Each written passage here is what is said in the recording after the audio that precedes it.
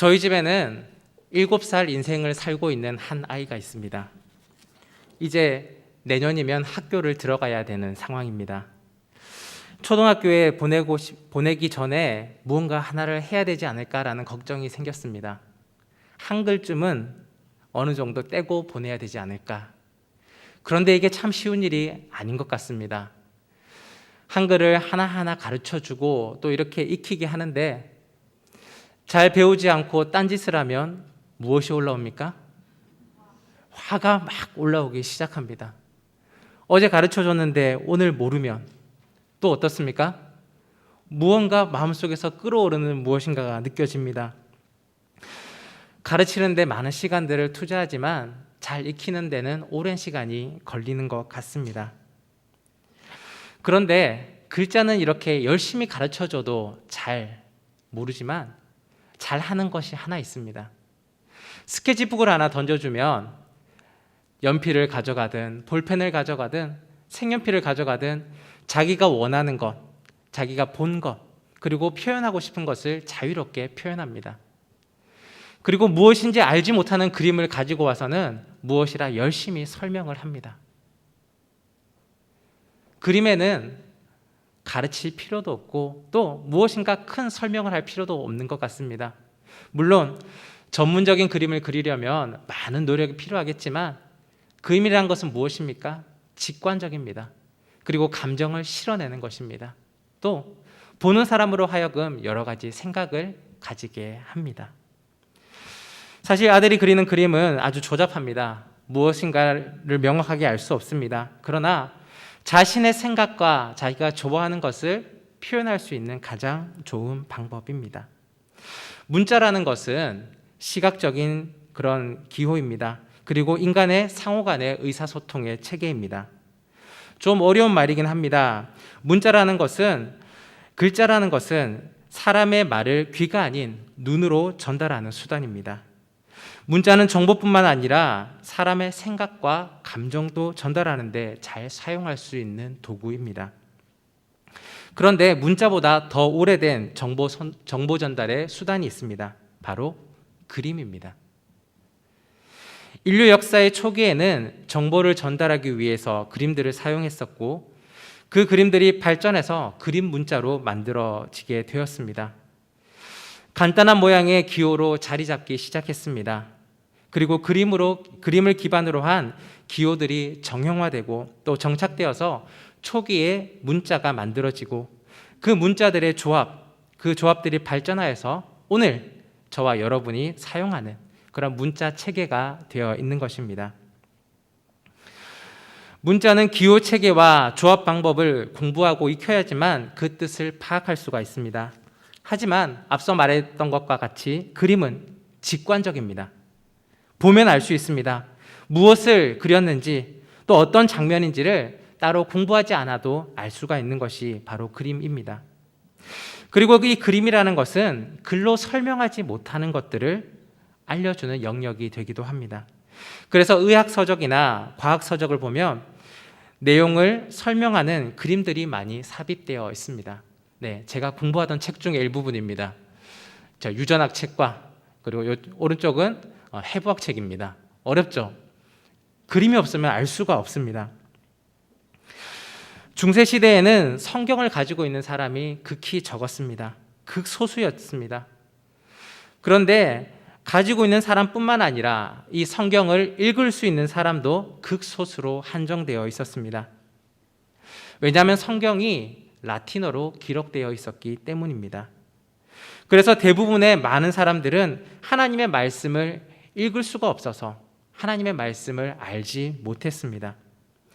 그러던 중 성경의 내용을 가장 전달하기 좋은 방법 중 그 중에 하나가 바로 그림이었습니다. 성경을 읽을 수 없었던 대다수의 사람들은 화가들이 성경을 해석하고 표현해 놓은 그 그림들을 보면서 하나님의 말씀을 묵상하고 마음에 새겼던 것입니다. 르네상스가 시작되던 15세기에는 뛰어난 예술가들이 많이 등장한 그런 시기였습니다. 당시의 조각가로는 미켈란젤로, 회화에는 라파엘로, 그리고 건축에는 브라만테가 아주 유명했습니다. 그 중에서 우리는 천지창조를 그린 미켈란젤로 이야기를 하려고 합니다. 이 미켈란젤로는 사실 회화가 아니라 조각의 천재였습니다. 미켈란젤로의 명성이 점점 높아지자 많은 예술가 사이에서는 질투하는 분위기들이 형성되었습니다. 한 가지 일화가 있습니다. 건축가였던 브라만테는 교황에게 시스티나 성당 천장 벽화를 미켈란젤로가 그릴 수 있도록 추천을 하는 일이 있었습니다. 미켈란젤로는 회화를 제대로 배워본 적이 없다라고 생각하며 미켈란젤로가 천정에 있는 벽화를 그리게 되면 틀림없이 망신을 당할 것이다 라고 생각했기 때문이었습니다. 당시의 교황인 율리우스 2세는 미켈란젤로를 불러서 바티칸의 시스티나 성당 천장에 있는 벽화를 그리게 명령을 하였습니다. 이때 미켈란젤로는 자신은 화가가 아니라 조각가입니다 라고 대답을 했습니다. 그리고는 교황의 제안을 거절하였습니다. 하지만 교황이 어떠한 사람이냐? 그 당시에 종교적인 최고의 권위자이고 또 세속에 있어서도 최고의 결정권을 가진 사람, 바로 그러한 사람이 절대 군주가 바로 교황이었습니다. 율리우스 2세의 뜻은 완강했습니다. 그렇기 때문에 미켈란젤로는 결국 그 명령을 따라서 그 천정 벽화를 그릴 수밖에 없었습니다. 이때 미켈란젤로는 이 시스티나 성당 천장 벽화를 프레스코라는 화법으로 그렸습니다. 벽화를 그리는 대표적인 기법인데요. 새로 석회를 벽에 이렇게 바르면 그 벽이 마르기 전에, 그 석회가 마르기 전에 수채화 그림을 그 안에 그려 넣는 것입니다. 그렇게 되면 그림의 물감 안료가 석회 반죽과 함께 그 안으로 배어 들어가게 되고 고형화되어서 그림이 완성되고 석회가 말랐을 때 그 그림이 변형되지 아니하고 또 벗겨질 걱정이 없는 아주 장점이 있는 그림의 방법이었습니다. 그러나 치명적인 단점이 있습니다. 석회가 마르기 전에 빨리 그림을 완성해야 하는 것입니다. 그리고 한 번 완성한 그림은 수정할 수가 없었습니다. 숙련된 화가 면밀한 계획을 가지고 이 그림을 그려야 하는 어려운 기법, 그것이 바로 프레스코라는 방법이었습니다. 그런데 이 미켈란젤로가 맡게 된 그 그림, 그 크기가 얼만큼 컸느냐? 바로 성당에 있는 그 천장 전체를 그려야 되는 것이었습니다. 아주 까다롭고 아주 어려운 작업이 맡겨진 것입니다. 미켈란젤로는 4년 6개월이라는 시간을 천장 밑에 작업대를 이렇게 쌓아놓고 그 위에 고개를 뒤로 젖힌 채 천정만을 바라보며 그림을 그렸습니다. 그런데 이 작업 중에서 석회 가루가 떨어지기도 하고 물감 안료가 떨어지기도 했습니다. 그 떨어진 그 모든 것들은 미켈란젤로의 눈에 떨어지게 되었고 미켈란젤로는 계속해서 눈병을 달고 살아야만 했습니다. 또 어떻습니까? 고개를 젖히고 목과 허리를 꺾어서 천정에 있는 그림을 그려야 했습니다. 허리의 통증과 몸이 뒤틀리는 그러한 병을 달고 살아야만 했습니다. 이 천정 벽화의 메인 테마는 천정 가운데에 그려진 9개의 장면입니다. 혹시 여러분 들어오실 때 그림 받으셨나요? 예. 그림을 보시면 이 그림이 바로 천지창조의 전체 그림입니다. 그리고 시스티나 성당 벽, 특별히 저 천장에 붙어 있는 전체의 그림을 이 안에 다 담았습니다. 여기에 박스로 쳐 있는 네모 안에 들어 있는 모습이 바로 메인 스토리입니다.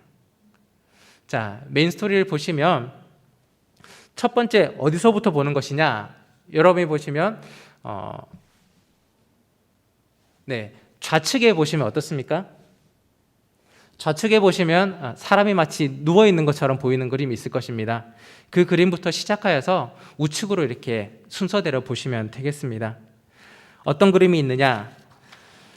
빛의 창조, 하나님께서 빛을 창조하는 그림으로부터 하늘 창조, 땅 창조, 아담 창조, 하와 창조, 에덴 동산 추방, 노아 번제, 노아 홍수, 그리고 취한 노아의 그림까지 나와 있습니다.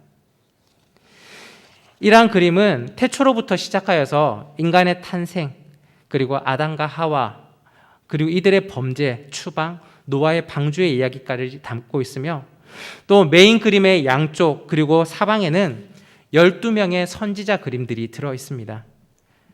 그리고 그 밑으로 또한 위로 예수님의 조상들의 모습들, 또 가장 가쪽 모서리 부분의 내 쪽에는 이스라엘 백성의 역사를 배치하여 그림을 그렸습니다.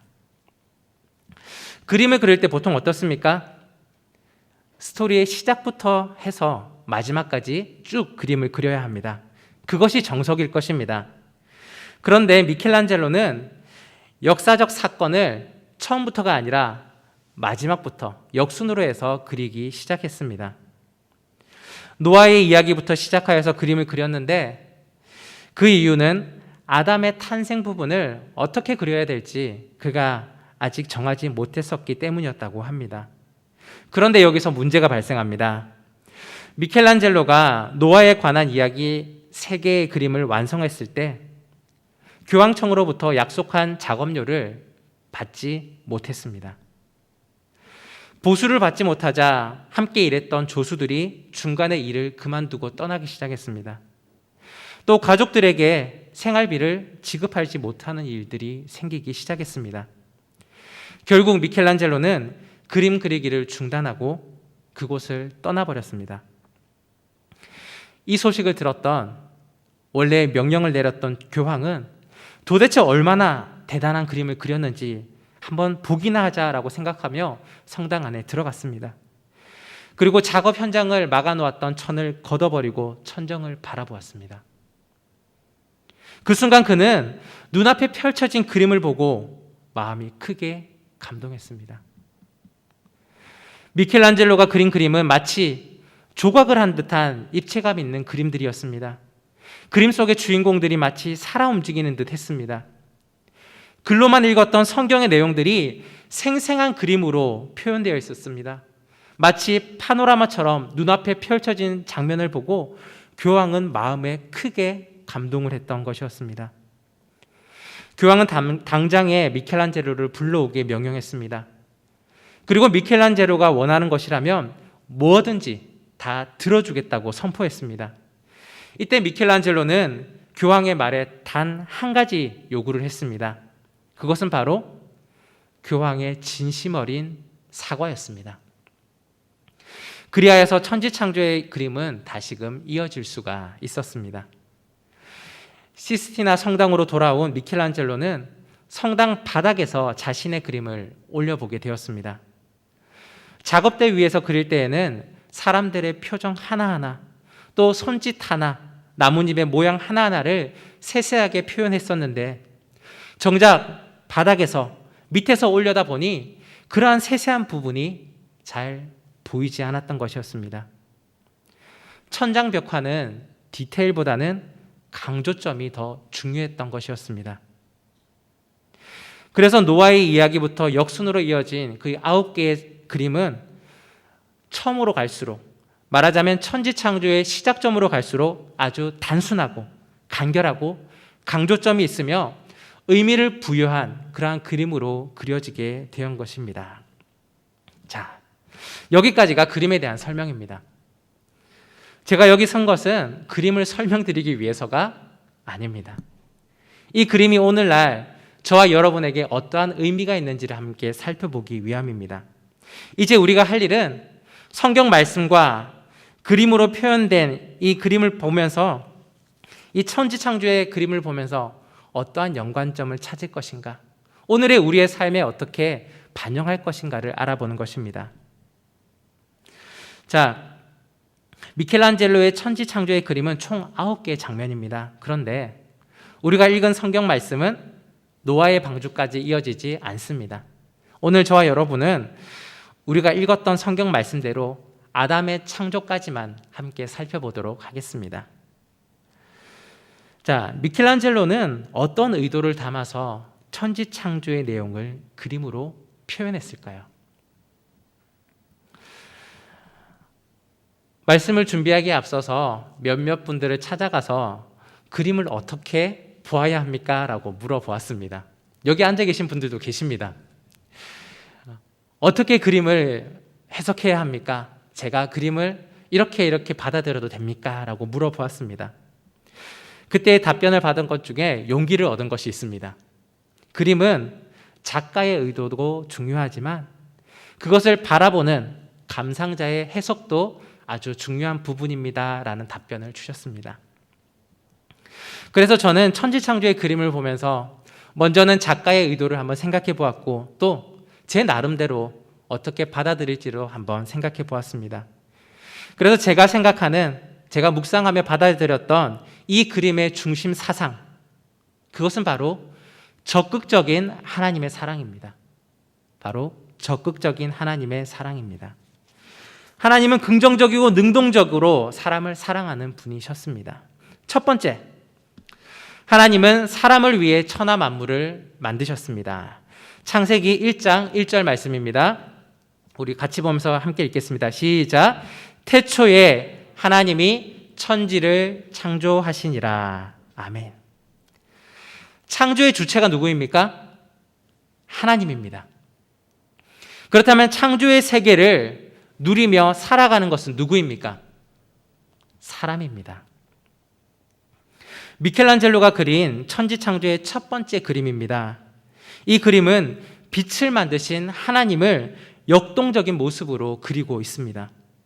하나님께서 권능의 손을 드시고 어두운 가운데서 빛을 만드시는 모습입니다. 그림의 한쪽은 어두운 색이고 또 다른 한쪽은 밝은 색으로 반반 나누어져 있습니다. 그리고 그 역사의 중심, 그 창조의 중심인 하나님은 그림의 가장 중간에 계십니다. 자, 두 번째 그림도 함께 보겠습니다. 두 번째 그림은 하늘의 천체들을 만드시는 하나님의 모습입니다. 하나님의 오른손에는 마치 태양과 같은 구의 형상이 보입니다. 그리고 하나님의 왼손에는 그림에서 조금 잘렸는데요. 왼손에는 달의 모양, 구의 모습이 조금 있습니다. 그리고 하나님은 이내 다른 하늘의 달과 그리고 많은 것들, 별들을 만들기 위해 분주하게 움직이시는 모습이 그려져 있습니다. 세 번째 그림입니다. 세 번째 그림은 땅과 바다와 모든 만물을 만드시는 하나님의 모습이 그려져 있습니다. 하나님께서는 아래를 쳐다보시며 이렇게 무엇인가를 말씀하고 계십니다. 하나님은 옷자락 가운데에 천사들을 이렇게 함께 품으시며 천사들은 하나님을 보좌하며 함께 따라갑니다. 높은 곳, 하늘에서 땅을 바라보시며 각처에 필요한 것들을 하나님께서 창조하고 돌아보고 계십니다. 말하자면 빛은 창조의 시작이고 하늘을 만드신 장면과 땅의 것들을 만드신 장면, 이것은 세상 모든 것을 만드신 그 장면을 담고 있는 것입니다. 첫째 날에 하나님이 무엇을 만드셨습니까? 잘 아시죠? 빛. 하나님께서는 첫째 날에 빛을 만드셨습니다. 둘째 날에는 궁창 위의 물과 궁창 아래의 물을 나누셨죠. 이 궁창이 바로 하늘입니다. 셋째 날에는 묻이 드러나라 말씀하시고 땅이 그 묻이 드러날 때에 그 땅과 함께 그 위에 여러 식물들, 과실을 맡는 채소들을 만드셨습니다. 자, 그러면 넷째 날에 무엇을 만드셨습니까? 해와 달과 별들입니다. 다섯째 날에는 물고기와 새들을 만드셨습니다. 여섯째 날에는 땅의 짐승들과 가장 중요한 사람을 만드셨습니다. 그리고 마지막 날에 안식하셨죠. 자, 여러분, 그런데 여기에는 재미난 규칙이 하나 있습니다. 각 날은 의미 없이 나열되어 있는 것이 아닙니다. 연관성이 있습니다. 여러분, 첫째 날, 둘째 날, 셋째 날이 있고 넷째 날, 다섯째 날, 여섯째 날이 있습니다. 잘 기억하시죠? 첫째 날 뭐 만들었는지? 첫째 날 빛을 만드셨습니다. 그리고 이 빛이 넷째 날에 분화합니다. 빛을 만드시고 넷째 날에 뭘 만드셨다고요? 해와 달과 별들을 만드셨습니다. 해와 달과 별들은 하늘에 있는 천체들이죠. 이 넷째 날을 위하여서 첫째 날을 예비해 두셨습니다. 그리고 둘째 날은 다섯째 날과 연관이 있습니다. 둘째 날 뭐 만들었죠? 하늘, 궁창 위의 물과 궁창 아래의 물도 나누셨죠. 그래서 이 둘째 날과 연관된 넷째 날에는 무엇이 만들어지느냐? 새와 물고기와 새들이 만들어집니다. 이 넷째 날에 살 수 있는 생물들의 터전이 바로 둘째 날에 만들어진 것입니다. 셋째 날은 여섯째 날과 관련이 있습니다. 셋째 날에 뭘 만드셨죠? 묻이 드러나라 하시고 육지가 만들어지고 그 위에 각종 식물들이 만들어졌습니다. 그럼 여기에 관련된 여섯째 날에는 그 묻에 살며 그 식물들을 먹고 살아가는 동물들이 만들어졌습니다. 하나님께서 이 천지 모든 것들을 이렇게 만드셨습니다. 그리고 마지막에 무엇을 만드셨습니까? 사람을 만드셨습니다. 말하자면 이 천지의 모든 만들어진 것은 무엇을 위해 미리 다 세팅된 것입니까? 사람을 위해서 하나님께서 모든 만물들을 만드신 것입니다. 그리고 하나님은 다른 것들은 말씀으로 만드셨지만 사람은 하나님의 형상대로 특별하게 빚으셔서 만드셨습니다. 모든 것들을 이 사람에게 주시며 다스리게 하셨습니다. 자, 그렇다면 여기서 여러분께 질문 하나 드립니다. 처음 만든 게 중요할까요? 마지막에 만든 것이 중요할까요? 여러분, 장자를 중요하게 여깁니까? 아니면 막내를 중요하게 여깁니까? 어려운 질문이죠? 네, 아주 지혜로운 방법은 모두를 중요하게 여깁니다. 그러나 우리가 방금 살펴보았을 때 어떻습니까? 성경은 처음의 것들을 마지막을 위하여서, 특별히 창조의 순서는 마지막을 위하여서 준비된 것임을 우리가 발견할 수가 있습니다. 마지막 것은 중요합니다. 그리고 그 마지막 존재가 바로 사람입니다. 하나님께서는 너무나 특별한 존재로 사람을 만드셨습니다. 바로 이 천지 창조의 하이라이트 중에 하이라이트는 바로 사람입니다. 주인공은 가장 늦게 나온다는 말이 있습니다. 사람이 바로 천지 만물의 가장 하이라이트입니다. 태초로부터 시작된 천지 창조는 여러분을 위한 삶의 터전이 되었고, 하나님의 사랑과 그 하나님의 말씀이 기록된 성경은 오늘 저와 여러분을 위해 기록된 것입니다. 그리고 오늘 저와 여러분은 그 성경 내용을 조금 더 쉽고 잘 이해하라고 이렇게 그림까지 우리 손에 가지게 되었습니다. 하나님의 적극적인 사랑, 최고의 사랑의 주인공이 바로 여러분입니다. 두 번째입니다. 두 번째, 하나님은 자기의 형상대로 사람을 만드셨습니다. 1장 26절 말씀 우리 함께 읽겠습니다. 시작. 하나님이 이르시되 우리의 형상을 따라 우리의 모양대로 우리가 사람을 만들고 그들로 바다의 물고기와 하늘의 새와 가축과 온 땅과 땅에 기는 모든 것을 다스리게 하자 하시고. 아멘. 자식은 부모의 모습을 꼭 빼닮습니다. 그리고 그 닮은 모습이 때로는 더 사랑스럽습니다. 하나님은 사람을 만드실 때 하나님과 닮은 모습, 하나님의 형상을 따라 사람을 만드셨습니다. 그리고 천지 창조의 하이라이트인 바로 아담의 창조, 우리 그림을 함께 보겠습니다. 이 그림을 보시면 이 그림은 너무나 유명한 그림이기 때문에 대부분의 사람들이 바로 제목까지 알고 있습니다. 그런데 만약에 이 그림을 처음 본다고 한번 생각해 보겠습니다. 제목을 모르는 상태에서 이 그림이 무엇을 설명하는지 혹시 여러분 알고 계십니까? 아시겠습니까? 이 그림에서 누가 하나님이고 누가 아담인지 그림에 대한 설명이 없으면 어떻게 알 수가 있을까요? 미켈란젤로는 하나님을 그릴 때에 많은 고민을 했을 것입니다. 그리고 창세기 1장 26절의 말씀을 기초하여서 하나님을 아마 그리게 되었을 것입니다. 하나님이 이르시되 우리가 우리의 형상을 따라 우리의 모양대로 우리가 사람을 만들고, 사람의 모습을 기반으로 하여서 미켈란젤로는 하나님을 그렸습니다. 여기에 최초의 사람 아담은 벌거벗은 원초의 모습으로 그려졌지만 하나님의 모습은 어땠습니까? 권위의 상징인 홍포의 옷을 입고 천사의 호위를 받으면서 하늘을 가르면서 날아오시는 모습으로 그려져 있습니다. 하나님은 권위 있고 사랑이 넘치며 지혜로우시며 자애로우시고 그리고 건장한 그러한 모습의 사람으로 그려져 있습니다. 온 몸의 근육이 골고루 발달되어 있으며 모든 것이 가능해 보이는 힘찬 모습으로 표현하였습니다. 여기에 그림을 잘 살펴보면 하나님은 적극적으로 아담에게 다가오십니다. 그런데 아담은 어떻습니까? 아담은 조금 오만한 모습으로 하나님을 맞이합니다. 하나님은 힘찬 모습으로 손가락을 쭉 뻗어서 아담에게 닿으려고 혼신의 노력을 다하고 계십니다. 아담은 어떻습니까? 아담은 손목을 반쯤 구부리고 손가락도 쭉 늘어뜨린 채 반쯤 누워서 하나님의 다가오심을 기다리는 듯한 모습입니다.